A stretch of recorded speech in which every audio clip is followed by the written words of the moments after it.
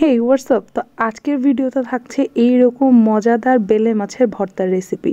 তো আসসালামু আলাইকুম, নতুন একটা ভিডিওতে আপনাদেরকে স্বাগতম। এটা অবশ্য তার আগের দিন আম্মু হচ্ছে কচু দিয়ে রিঠা মাছ রান্না করছিল, আর রান্না হয়েছিল হচ্ছে জলপাই দিয়ে ডাল, আর এখানে হচ্ছে মাছের ভাজিও ছিল, মানে মাছ ভাজাও ছিল। তো শীতকাল আসা সময় এই যে জলপাই আর ধনিয়া পাতা দিয়ে যে ডালটা হয়, এটা অনেক বেশি মজা লাগে। আর সাথে মিষ্টি কুমড়োর তরকারি ছিল, আর মাংস তো ছিলই। তো যাই হোক, এখন রেসিপিটা শেয়ার করতেছি। বেলা মাছটাকে জাস্ট খালি একটু লবণ দিয়ে হালকা করে তেলে ভেজে নিতে হবে, আর এইভাবে হচ্ছে কাঁটাগুলো ছাড়াই ফেলতে হবে। তো এখানে যে কাঁটাগুলো ছাড়ানো ছিল, আর মাছটার কাঁটাটা একটু বেছে, একটু পাতলা নরম কাঁটা থাকলে অতটা সমস্যা হয় না। আর এখানে হচ্ছে পেঁয়াজ আর মরিচ হচ্ছে ভাজা হয়েছে ভালো মতো লাল করে, আর লবণ দিয়ে ভালো মতো চটকে নিয়েই এই ভর্তাটা রেডি। আর সাথে একটু চাইলে সরিষার তেল অ্যাড করতে পারেন, কিন্তু তেল যেহেতু দেওয়া থাকে অতএব তেল না দিলেও চলে। আর এই ভর্তাটা ট্রাস্ট মি অনেক মজা হয়। আর আপনারা চাইলে একটু ধনিয়া পাতাও অ্যাড করে নিতে পারেন। এটা এইভাবে গোল করে দিয়ে ভাতের সাথে খেতে যেই মজা লাগছে, এই যে এখন ভয়েস ওভার দিতে যেও আমার লোভ লাগতেছে আর কি।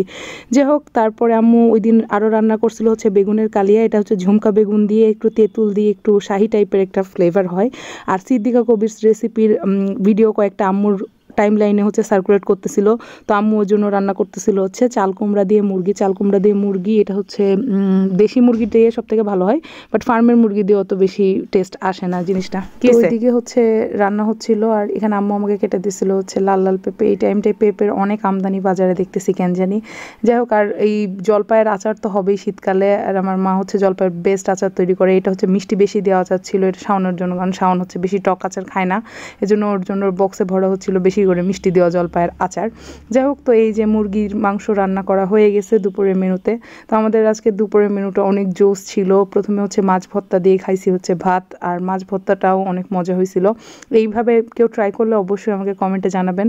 তারপরে খাইছি হচ্ছে বেগুনের এই কালিয়া দিয়ে। এটা বাংলাদেশে অতটা প্রচলন নাই, বাট টক মিষ্টি টাইপের একটা ফ্লেভার হয়, একটু আচারি টাইপের, এই জন্য ভালো লাগে। আর খেতে খেতে হঠাৎ করে একটা তেঁতুলের বিচি পড়ে যায় পাতের মধ্যে। আর সব থেকে ভালো হয়েছিল এই চাল কুমড়া দিয়ে মুরগি। ও মাই গড, এটা খেয়ে আমি তো পুরো ফ্যান হয়ে গেছি, যে এত বছর আমি চাল কুমড়া দিয়ে মুরগিটা কেন খাই নাই। অনেক বেশি মজা। সিদ্দিকা কবির রেসিপি ফলো করে রান্না করলে এক্স্যাক্টলি অনেক মজা লাগবে। তো এই ছিল আজকে video. I hope you like that. পেজটাকে একটা ফলো দিয়ে দিবেন। Thank you so much for watching. Bye by.